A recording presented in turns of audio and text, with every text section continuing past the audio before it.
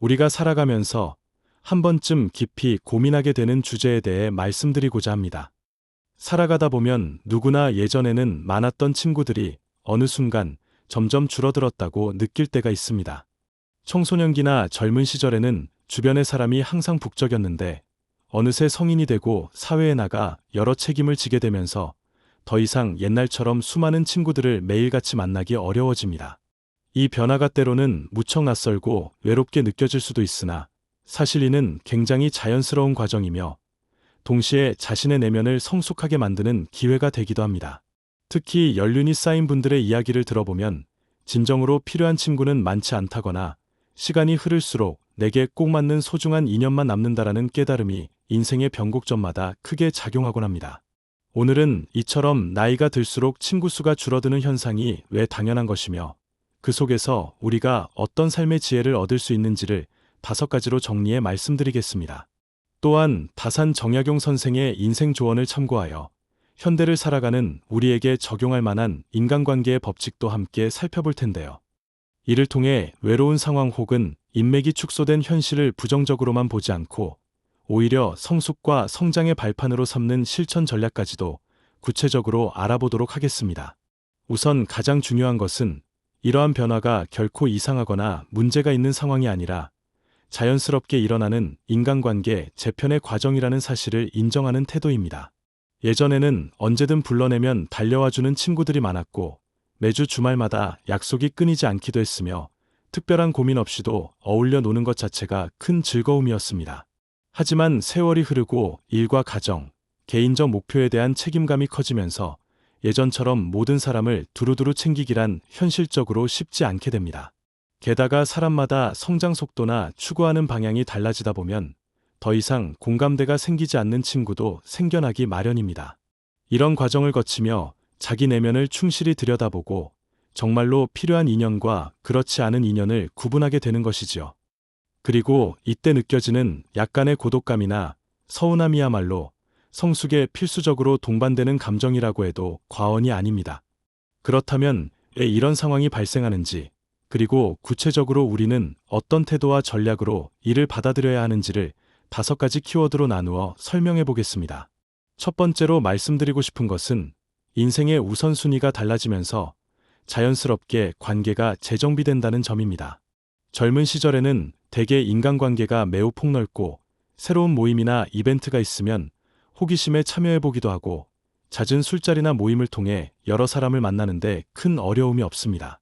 하지만 어느 순간부터 자신의 커리어를 적극적으로 쌓아야 하거나 가정을 꾸려야 한다면 자연스럽게 시간과 에너지를 쏟는 대상이 변하게 됩니다.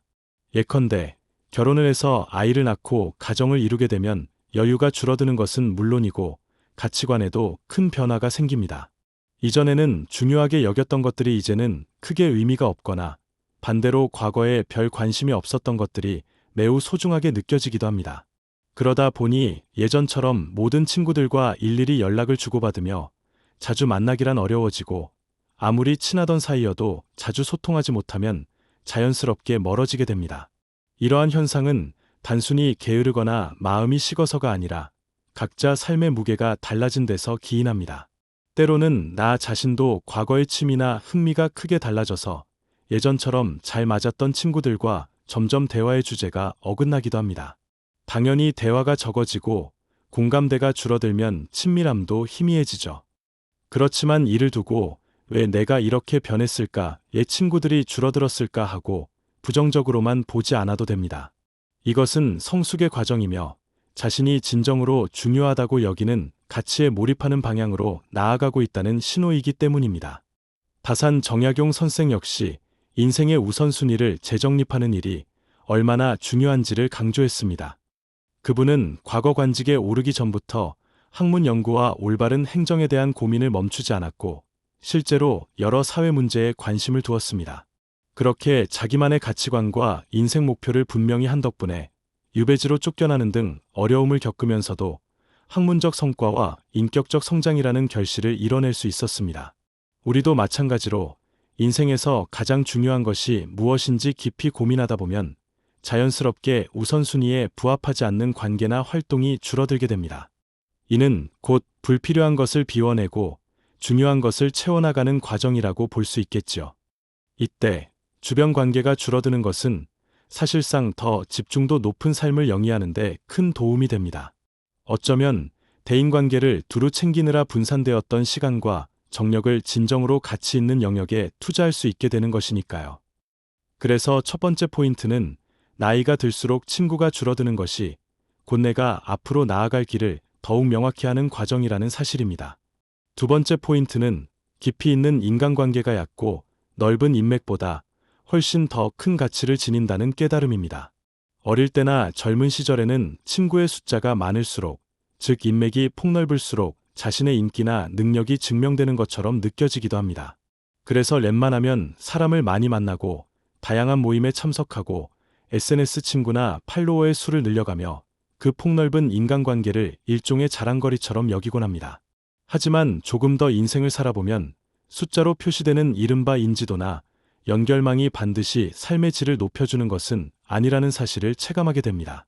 정말 힘들 때 곁에서 힘이 되어주는 친구, 내가 비전을 실현하고자 할 때 아낌없이 지지와 조언을 해주는 사람, 진심으로 응원해주고 내 잘못을 지적해줄 수 있는 사람은 사실 그다지 많지 않을 수 있습니다. 때문에 넓고 얕은 인간관계에 시간과 에너지를 다 쏟는 것보다 적더라도 질적으로 훨씬 깊은 유대관계를 형성하는 편이 삶에서 훨씬 큰 위안과 도움을 줍니다. 다산 정약용 선생도 학문적 교류나 사회 참여를 위해 여러 부류의 인물과 만나고 소통했지만 그 과정에서 지극히 소수의 지인들과는 깊은 교류를 이어갔습니다. 편지로 꾸준히 소식을 주고받고 학문적 질문에 대해 치열하게 토론하며 서로의 삶에 실질적 조언을 아끼지 않았습니다. 이러한 깊이 있는 관계가 결국 그의 지적 성취와 인격적 완성을 더욱 풍부하게 만들어주었다고 해도 과언이 아닙니다. 사람에 따라서는 자신에게 꼭 맞는 몇몇 친구나 스승, 동료가 인생 전체를 바꾸는 큰 변화를 가져다 주기도 합니다. 반면 수십, 수백 명과 가볍게만 아는 사이로 지낸다면 그 다수 관계를 관리하는 데에도 엄청난 노력이 들고 정작 나를 진심으로 이해해주는 사람을 얻기 어려울 수 있습니다. 따라서 두 번째 포인트는 바로 관계의 양이 아닌 질을 중시하라는 것이며 이는 나이가 들수록 더욱 체감되는 진실이 됩니다. 실제로 성공한 사람들에게 인간관계 비결을 물어보면 나를 진정으로 지지해주는 소수와 깊이 교류한다 라는 답변을 흔히 듣게 되죠. 그래서 실천 전략의 예시로는 주기적으로 내 주변 사람들을 떠올려보며 정말로 나와 서로의 성장을 돕고 있는 사이인지 혹은 서로 갈등과 스트레스만 주고받는 관계는 아닌지 점검해보는 방법을 권해드립니다. 이 과정을 통해 굳이 유지할 필요 없는 만남이라면 자연스럽게 거리를 두거나 더 이상 의미가 없어진 모임에서 조용히 빠져나올 수도 있습니다. 그리고 대신 소수의 믿음직한 친구나 동료들과 시간을 보내며 서로 적극적인 피드백을 주고받고 목표와 꿈을 공유하는 쪽이 훨씬 더 건강한 삶을 영위하는 길이 됩니다. 세 번째 포인트는 나와 맞지 않는 사람과는 굳이 오래 엮여 있지 않아도 된다는 깨달음입니다. 우리는 학교, 직장, 동네 등 각종 환경을 거치며 많은 사람들을 만나는데 그 중에는 가치관이나 생활 방식이 극도로 다른 사람도 분명히 존재합니다. 젊을 때는 단체 생활이나 공동과제, 취미 활동 등을 통해 어울려야 했을 수도 있으나 성인이 되고 나서는 우리가 누구와 함께 시간을 보낼지, 어떤 관계를 지속할지를 어느 정도 스스로 결정할 수 있습니다. 그럼에도 불구하고 예전에 친하게 지냈으니 계속 연락해야 한다거나 나를 오랫동안 알아온 사람인데 내가 먼저 관계를 끊으면 미안하다는 식으로 불편한 관계를 억지로 유지하는 경우가 적지 않습니다. 그러나 매번 가치관 충돌로 인해 스트레스가 쌓이고 서로 간의 이해와 존중이 부족하다면 오히려 각자의 길을 가는 것이 더 낫다고 할 수 있습니다. 다산 정약용 선생도 누구를 배척하자는 뜻이 아니라 자신과 뜻이 너무 다른 사람들과 불필요하게 갈등을 이어가면서 시간을 허비하는 대신 더 생산적이고 의미 있는 일에 전념하는 것이 중요하다고 봤습니다. 실제로 우리가 관계를 맺고 있는 사람이 많으면 많을수록 그만큼 문제 상황이나 잡음이 발생할 가능성도 커집니다. 또 한정된 에너지와 시간을 자신에게 유익하지 않은 인간관계에 빼앗기는 일이 잦으면 정작 내가 진짜 중요하게 생각하는 분야에 집중하기 어렵습니다. 조금 극단적으로 들릴 수 있지만 삶의 불필요한 부분을 과감히 덜어내는 용기가 있어야 나머지 중요한 부분을 제대로 누릴 수 있습니다. 예를 들어 계속해서 부정적인 이야기만 하며 상대를 깎아내리거나 내가 이루고자 하는 목표를 무시하는 듯한 태도를 보이는 이와는 거리를 두는 편이 좋습니다. 물론 완전히 단절하라는 의미가 아니라 스스로 건강한 선을 긋고 필요 이상의 교류를 줄이면 그 사람의 부정적인 영향에 흔들리지 않게 된다는 점을 기억해야 합니다. 그리고 그 시간과 마음의 여유를 나를 지지해주는 사람들과의 교감이나 개인 성취를 위해 활용하는 것이 현명합니다. 결국 세 번째 포인트는 불필요하거나 맞지 않는 관계를 정리하는 것이야말로 인생의 질을 높이는 중요한 작업이라는 것입니다. 네 번째 포인트는 나이가 들수록 홀로 있는 시간의 가치를 새롭게 깨닫게 된다는 점입니다. 어릴 때나 한창 활발히 사교 활동을 하던 시절에는 혼자 있는 시간을 잘 견디지 못하기도 하고 외로움을 피하려고 주변에 계속 사람을 두려워하기도 합니다. 그러나 일과 생활이 바쁘고 자신의 목표가 분명해질수록 의외로 혼자만의 시간에서 얻는 여유와 성장의 기쁨을 알게 됩니다. 특히 다산 정약용 선생은 유배지 생활로 인해 강제적으로 홀로 지낼 수밖에 없었지만 그 시간에 수많은 책을 집필하고 학문적 업적을 남겼습니다. 혼자 있는 시간이야말로 자신의 사상과 경험을 깊이 성찰하고 앞으로 나아갈 방향을 확실히 세울 수 있는 기회가 되었다는 점이 그분의 저술 곳곳에서 드러납니다. 우리도 현대사회에서 비슷한 깨달음을 얻을 수 있습니다. 초기에는 단체 모임이 줄고 친구들과의 잦은 약속이 없어지면 마치 내가 사회적으로 소외되었다고 생각하기 쉽습니다. 그런데 막상 이 시기를 잘 활용하면 책을 읽고 공부를 하거나 운동과 취미 활동을 통해 몸과 마음을 돌보거나 혹은 차분하게 미래 계획을 세우는 등 훨씬 의미 있는 일에 몰두할 수 있습니다. 그리고 그러한 노력을 통해 내면이 더욱 단단해지고 자기 정체성과 자신감이 상승하면 이후에 만나게 되는 사람들과도 훨씬 건강하고 긍정적인 관계를 맺을 수 있게 됩니다. 반면 항상 누군가 곁에 있어야 안심이 되고 자기 성찰의 시간을 두려워하면 인간관계에서도 의존적이고 불안정한 태도를 보이게 될 수 있습니다. 삶이라는 것은 결국 개인의 주체성이 핵심이므로 나이가 들면서 생기는 어느 정도의 고독을 현명하게 받아들이고 그 고독이 주는 통찰과 여유를 삶에 녹여내는 습관을 들이면 훨씬 풍요로운 내면을 갖출 수 있습니다. 결코 고독이 단점만을 의미하는 것이 아니라 자아 성장의 발판이 될 수 있다는 점을 잊지 말아야 하며 이것이 네 번째 포인트의 핵심입니다.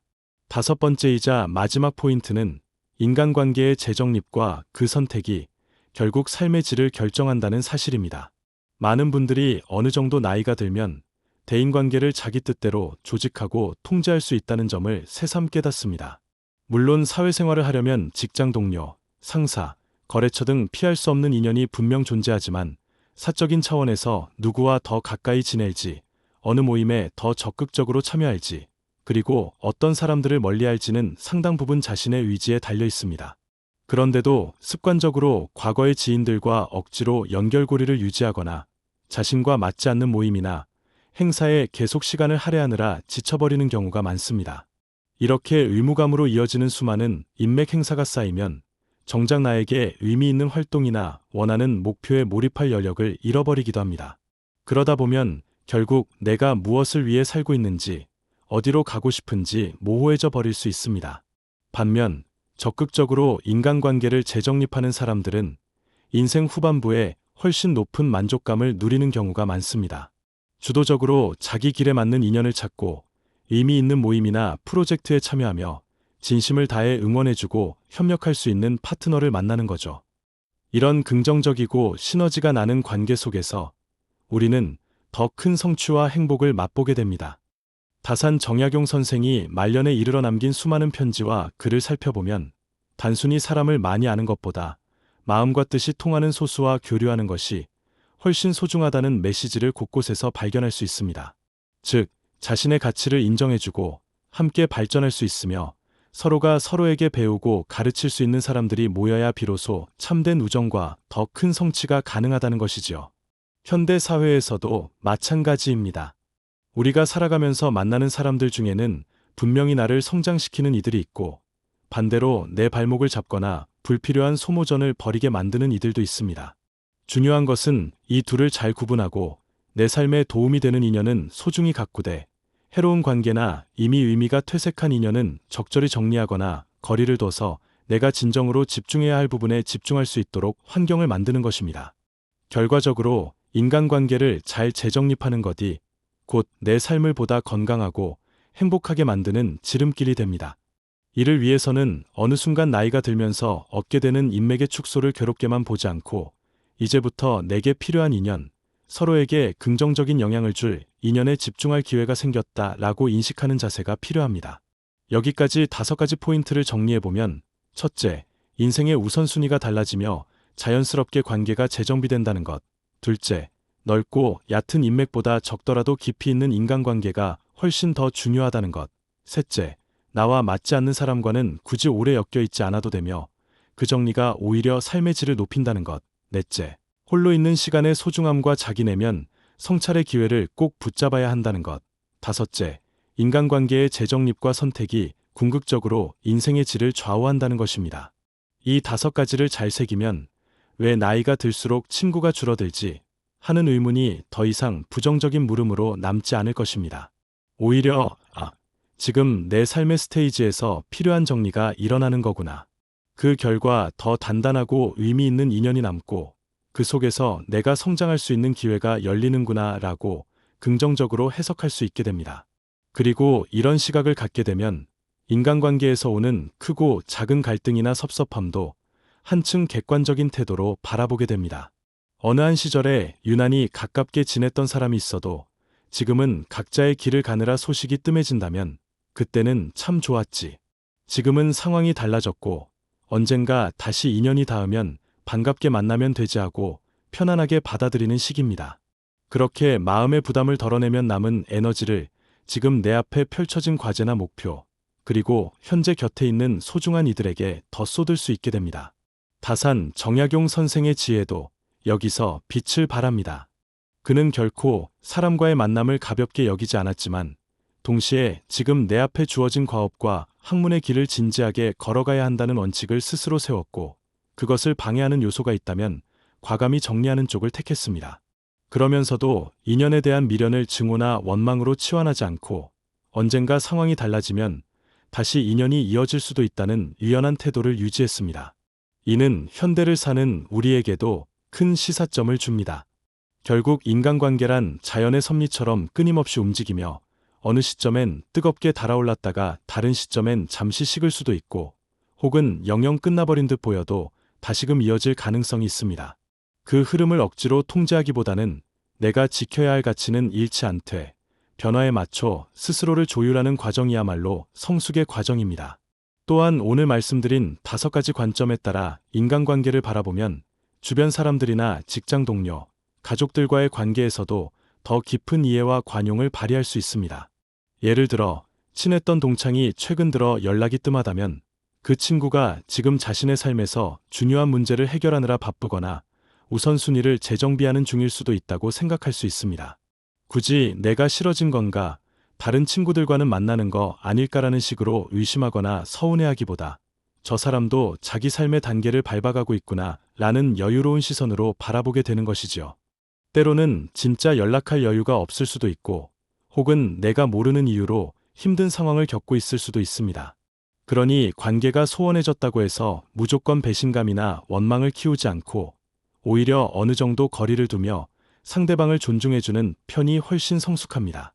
그리고 나 역시도 그런 시기를 겪을 수 있다는 사실을 인정하면 불필요한 갈등이나 감정 소모를 줄일 수 있습니다. 한편 자신이 정말로 소중하게 생각하는 친구라면 가끔씩 안부를 물어주면서 마음을 표현하는 것도 좋습니다. 서로 우선순위가 달라 만남이 뜸하더라도 기회가 될 때 편안하게 다시 소통할 수 있는 분위기를 만들어 놓는 것이 관계 유지에 유익하기 때문입니다. 그렇게 하면 큰 갈등 없이 자연스러운 거리를 유지하다가도 어느 순간 다시 두 사람이 공통의 관심사나 시간이 생겨서 예전처럼 친밀하게 교류할 수 있게 되는 경우도 많습니다. 이것이 성숙한 관계의 순환이고 또 인간관계의 유연성이라고 할 수 있습니다. 또한 나이가 들면서 친구가 줄어드는 또 다른 이유 중 하나는 내가 성장하거나 발전함에 따라 생기는 일종의 인연의 레벨링입니다. 예전에는 비슷한 위치나 수준에서 함께 지내다가 어느 한쪽이 자기 개발과 노력으로 훨씬 멀리 도약하면 그 차이를 극복하기 어려워 멀어지는 경우가 있습니다. 물론 이때도 친구끼리 서로를 격려하며 동반 성장하는 모습이 가장 바람직하지만 모두가 그렇게 할 수 있는 건 아닙니다. 따라서 한쪽은 계속해서 발전하고자 노력하는데 다른 한쪽은 변화나 성장을 거부한다면 자연스럽게 대화 주제나 가치관이 충돌해 버릴 수 있지요. 이러한 상황 역시 누구의 잘못이라고 단정 짓기보다 인생의 흐름 속에서 얼마든지 일어날 수 있는 일임을 인정하는 것이 중요합니다.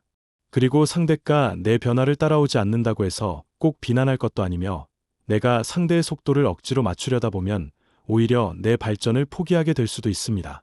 이런 맥락에서 서로가 편안하게 자기 길을 가는 것이 최선일 때도 있는 것입니다. 이는 인간관계가 단지 의무나 책임이 아니라 서로의 존엄성과 자유로운 선택권을 존중하는 영역이라는 사실을 다시 한번 상기시켜줍니다. 그리고 이 부분이 바로 다산 정약용 선생이 말한 관계의 유연함과 개인의 주체성이 조화를 이루는 지점이라 할 수 있습니다. 특히 현대사회에서는 평생 직장 개념이 희미해지고 여러 분야의 일을 겪거나 다양한 환경에서 새로운 사람을 만날 기회가 많아졌습니다. 그러다 보니 친구 관계 역시 생각보다 훨씬 다채롭게 흘러가며 각 단계를 지나면서 만났다 헤어지는 인연도 있고 어쩌다 다시 재회의 친밀감을 되찾는 인연도 생깁니다. 결국 관계가 줄어든다는 것은 인간관계가 끝난다가 아니라 관계가 재배치되고 있다고 보는 편이 타당합니다. 그 재배치 과정에서 누구는 떠나고 누구는 더욱 가까워지며 또 새로운 누군가가 등장하기도 합니다. 우리가 할 일은 이 재배치가 일어날 때마다 자기 내면을 바로 세우고 내가 정말 중요하게 생각하는 가치나 목표를 스스로 확인한 뒤 그것에 부합하는 관계를 선택하고 가꾸는 것입니다. 그럴 때 나이가 들수록 오히려 삶이 편안해지고 과거보다 훨씬 안정된 자아를 구축하며 소수의 진정한 동반자들과 함께 오래도록 깊은 정을 나누게 됩니다. 이제 전체 내용을 간략히 요약하자면 친구 수가 줄어드는 현상은 전혀 이상하거나 불행한 일이 아니라 우리가 인생의 중요한 전환점을 맞이하고 있음을 알려주는 하나의 신호입니다. 우선순위가 변하고 인간관계의 질을 중시하게 되며 나와 맞지 않는 사람을 정리하고 홀로 있는 시간의 소중함을 깨달음으로써 결국에는 인간관계의 재정립을 통해 더욱 만족스러운 삶을 영위하게 된다는 것이 핵심입니다. 게다가 이 과정을 긍정적으로 해석하면 우리는 불필요한 감정 소모를 줄이고 자기만의 주도적인 길을 걸어갈 수 있으며 정말 소중한 인연들을 유지 발전시키면서 사회적, 정신적, 정서적으로 풍성해질 수 있습니다. 다산 정약용 선생의 지혜에서 보듯이 사람은 결국 무엇을 선택하고 무엇을 버릴 것인가에 따라 미래가 결정됩니다. 친구가 많든 적든 중요한 건 나를 진정 이해하고 함께 성장하며 서로에게 긍정적인 영향을 주고받을 인연이 있다는 사실입니다. 인맥의 양적 확대를 위해 자꾸만 모임을 늘리고 억지로 만남을 이어가기보다는 내 안의 목소리에 귀 기울이면서 의미 있는 소통을 할 수 있는 상대와 더 깊이 교류해 보시길 권합니다. 그 속에서 비로소 나이가 들어갈수록 삶의 질이 높아지는 즐거움을 체감하게 될 것입니다. 마지막으로 이런 이야기를 꾸준히 접하고 자신의 가치관과 삶의 방향성을 다듬어가고 싶으시다면 앞으로도 저희 채널을 구독해 함께 다양한 명언과 조언, 그리고 동서양의 역사적 인물들에게서 배울 수 있는 인생 지혜를 나누시면 좋겠습니다. 저희는 언제나 좋은 통찰과 실천 전략을 전달해드리고 여러분의 성장을 응원해드리기 위해 노력하겠습니다. 큰 그림에서 인생을 바라보고 대인관계를 포함한 여러 영역에서 더욱 성숙해질 수 있도록 앞으로도 다양한 콘텐츠를 준비할 예정입니다. 그래서 채널을 통해 꾸준히 인사이트를 얻으시면서 한층 풍부하고 안정된 삶으로 나아가시길 바랍니다. 오늘 영상이 도움되셨다면 구독과 좋아요 부탁드립니다. 다음 영상에서 다시 만나요.